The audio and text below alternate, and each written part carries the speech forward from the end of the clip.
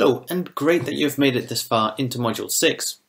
Now, the purpose of the course was to introduce you to a range of tools, resources, and ideas for teaching computing. And I believe we've covered quite a bit of ground on this course. Now, as part of the course, we explored some general questions and the key terminology and concepts relevant to the teaching of computing.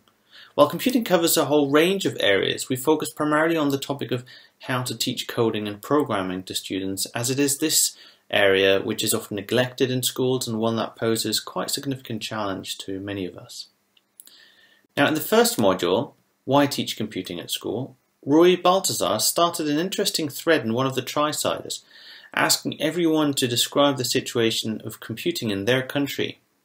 When you go through all the entries, there is a common consensus that computing in whatever form is not accorded sufficient attention in pretty much all the education systems mentioned. But at least some of you point out that there is change on the horizon in some countries, with governments slowly realizing the importance of making the subject compulsory or supporting teachers better. And some of you pointed to the importance of non-governmental organizations in this process.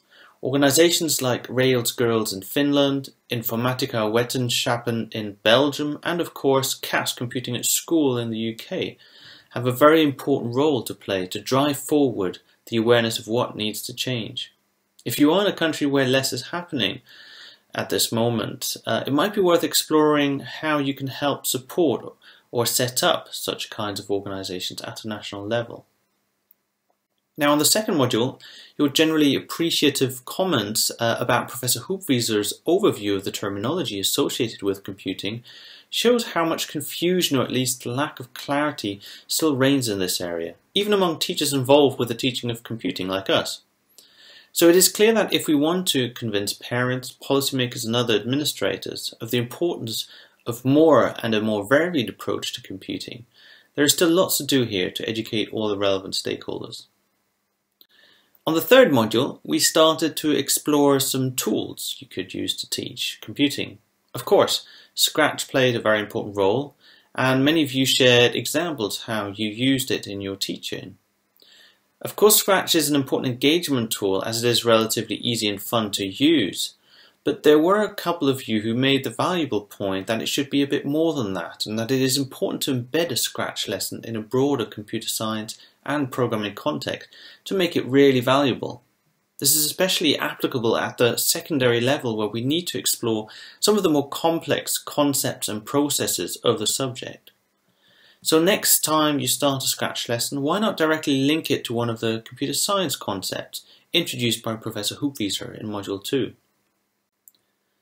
Now, in the fourth module, we explored some game design tools and how to engage more girls in our computing classrooms. In regards to this latter topic, one of the key comments made here by quite a few of you was that the problem of too few girls in computing classes is really a cultural problem and less one about how we teach. And while this is surely true, there are definitely strategies of how we can address this cultural problem by offering new opportunities similar to the ones presented by Oana Sipos of the Rails Girls Initiative in the webinar, and who suggested, among many other things, to confront girls more regularly with female computing role models. In the fifth module, we briefly explored some tools to address the rise of mobile devices and prepared for the hour of code this week. Lots of you have already shared your lesson plans you will try to implement this week, which is fantastic. And please continue to give each other feedback on these. We hope that from this activity you will have reflected on what was covered in the course, and that it pushes you to take the active step of introducing one of the tools or ideas from the course into the reality of your classroom. So that's where we are now. This week is all about you running a computing lesson in your classroom, inspired what was covered on the course, learning from this experience, and then sharing it with your peers on the course.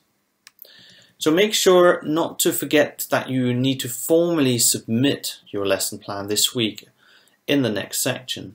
And don't also forget about the peer review, which you have to do after that. The deadline for the submission of your lesson plan is this Sunday, 14th December at 23:59 Brussels time.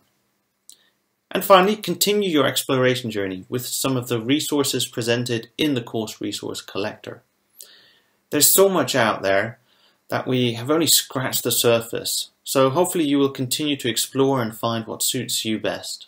The course resource collector has been cleaned up a little to make it more accessible, so it is now a really good resource for you to explore and find a new tool or website to use for your planning. That's it, good luck, and we hope you've enjoyed the course.